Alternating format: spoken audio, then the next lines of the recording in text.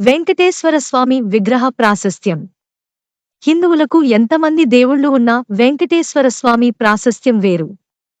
మన దేశంలో తిరుమల గురించి తెలియనివారు, మన రాష్ట్రంలో తిరుమలకు వెళ్ళని వారు అతి తక్కువ మంది అంటే అతిశయోక్తి కాదు.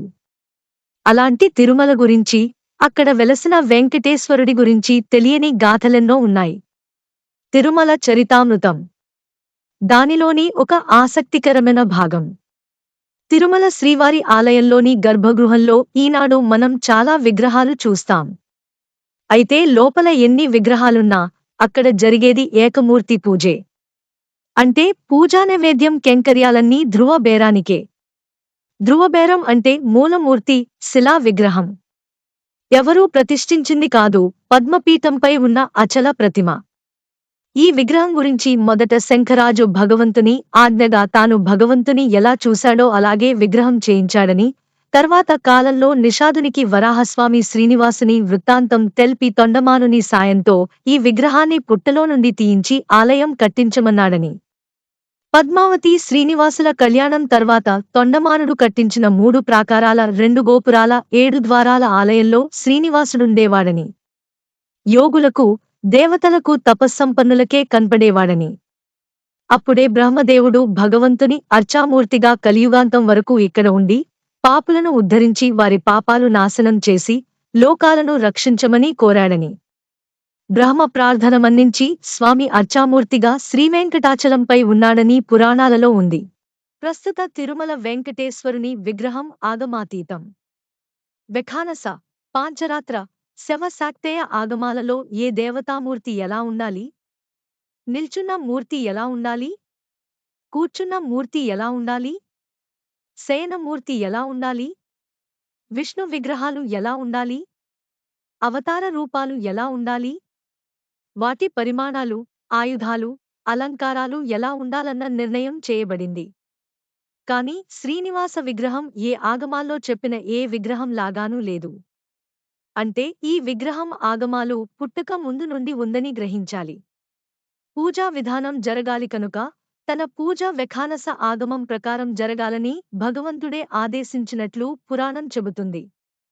అలాగే ప్రాచీన కాలం నుండి ఈనాటి వరకు వెఖానస పూజా విధానమే కొనసాగుతోంది. శ్రీనివాసుని కుడి వక్షస్థలంలో శ్రీదేవి ఉంది. 4 చేతులలో 2 పైకెత్తినట్లు, ఆయుధాలు పట్టుకోవడానికన్నట్లు ఉంటే మూడవది వరదహస్తం, 4వది కటీహస్తం. అతికించిన బంగారు శంఖచక్రాలు పైకెత్తిన చేతులకుంటాయి. పాదాలు ఆశ్రయించమని చూపుతున్నట్టుగా వరదహస్తం. అలా ఆశ్రయించిన వారికి ఈ సంసారసాగరం కటిలోతే అని సూచించేలా కటిహస్తం. మరి ఈ మూర్తికి ధనుస్సు ఏది? శిలప్పదిగారంలో ఈ మూర్తి వర్ణన ఇస్తూ భుజాల దగ్గర అమ్ములపొది, ధనుస్సు ఎల్లప్పుడూ ధరిస్తుండడం వలన కలిగిన ఒరిపిడికి పడిన చారలు విగ్రహానికున్నాయని చెప్పబడింది. పురాణకాలంలో చోళ చక్రవర్తికి తన ఆయుధాలు 5 ఇచ్చినట్లు చెప్పబడింది. ఈ ధనుస్సు ధరించే సూచన కృష్ణావతారానికి ముందు తన రామావతారాన్ని సూచించేదిగా ఉంది కనుకనే గర్భాలయంలో శ్రీవేంకటేశ్వరుని 5 మూర్తులు కాక రామకృష్ణుల విగ్రహాలు కూడా ఉంటాయి. ఈ స్వామికి జరిగే సుప్రభాతం మేల్కొలుపు నుండి అర్చనలు, సహస్రనామార్చనలు, మంత్రపుష్పములు అన్నిటిలో విష్ణుపరంగానే కాక అవతార రూపాలలో రామ, కృష్ణావతార విశేష ఘటనా ప్రశస్తి చాలా ఉంది. ఇది రామావతారానికి, కృష్ణావతారానికి, ఈ అర్చారూపానికి పూర్తి సంబంధం ఉందని, భేదం లేదని చూపడానికి నిదర్శనం. ఈ ధ్రువబేరం, మూల విగ్రహానికి మెడలో ఎప్పుడూ తీయని కౌస్తుభ హారం ఉంటుంది.